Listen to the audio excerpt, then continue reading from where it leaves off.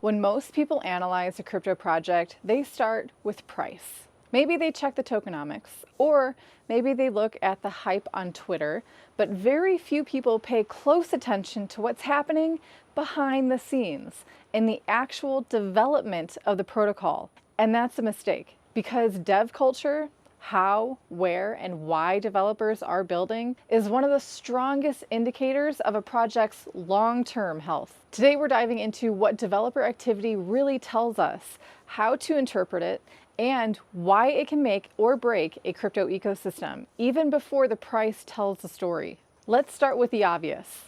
A blockchain project is software, and software doesn't build itself. It has to be maintained, improved, and made more secure.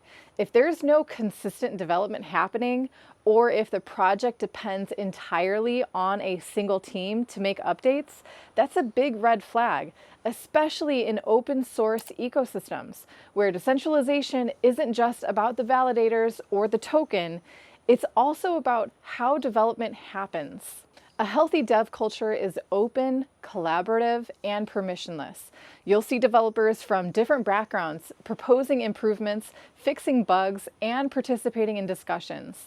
Good projects tend to attract contributors organically, not just because of incentives, but because the project solves a meaningful problem or offers real infrastructure. One of the best examples of this is Ethereum. Ethereum has multiple client implementations, Geth, Nethermind, Besu, Aragon, all maintained by different teams. No single company controls the protocol.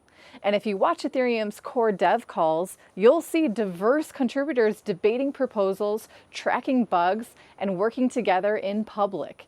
This isn't just about optics, it's about resilience. It means if one team drops off, the ecosystem can still move forward. Compare that to a project where the only updates come from the founding team, or where the GitHub repo is private and no one outside the core group can propose changes.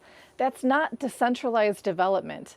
That's a tech startup with a token. So how can you tell the difference?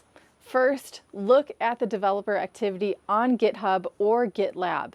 But be careful, not all commits are created equal. Some projects flood their repos with meaningless commits like text changes or cosmetic file moves, just to create the illusion of activity.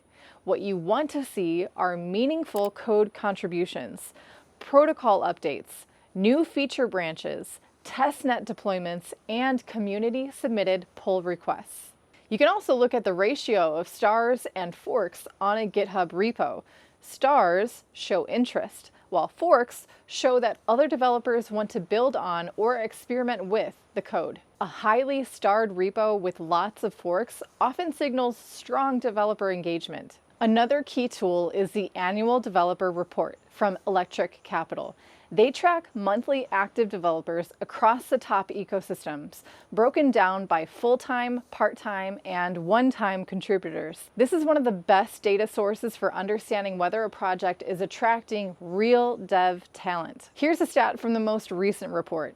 Ethereum leads with over 1,500 full-time developers. Solana and Polkadot are up there too, but with significantly fewer contributors. Interestingly, Bitcoin has fewer developers than Ethereum, but they tend to be highly specialized and focused on a narrower code base. You can also use Token Terminal or Artemis to track developer metrics like number of commits, open source contributors, and code releases over time. These tools allow you to compare ecosystems head to head and identify trends that aren't obvious from price action alone. Now let's talk about how dev culture affects the quality of the project. If all development is bottlenecked through a single company or foundation, you get velocity, but not necessarily resilience.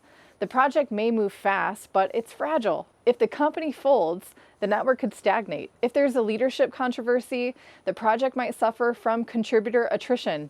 Centralized development is efficient in the short term, but risky over the long term. Meanwhile, projects with healthy open source culture might move slower, but they're more anti-fragile. Changes are debated, risks are assessed, implementation is tested across multiple clients and use cases. The community takes ownership. That's what makes a protocol like Ethereum or Cosmos so resilient, even through major forks or contentious upgrades. Let's bring this back to investing. The best time to evaluate dev culture is before the hype hits. In almost every successful project, you'll find that developer engagement increased steadily well before the token price exploded. That's because developers tend to move where the real innovation is happening.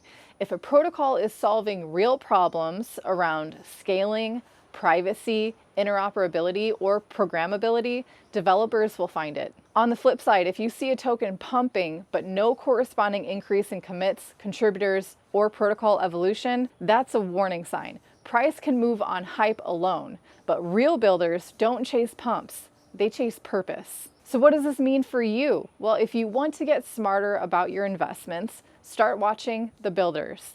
Join the GitHub pages for projects you're interested in. Subscribe to their dev forums or discords. Read their roadmap updates and check if they're actually delivering on them. It might not be as flashy as tracking price, but it's far more telling. Let me know in the comments, are there any projects you're watching that seem to have a strong dev culture, or any that raise red flags? I'd love to hear your thoughts. And if you want help learning how to do this kind of research yourself, check out learningcrypto.com. Thanks for watching. I'll see you in the next video.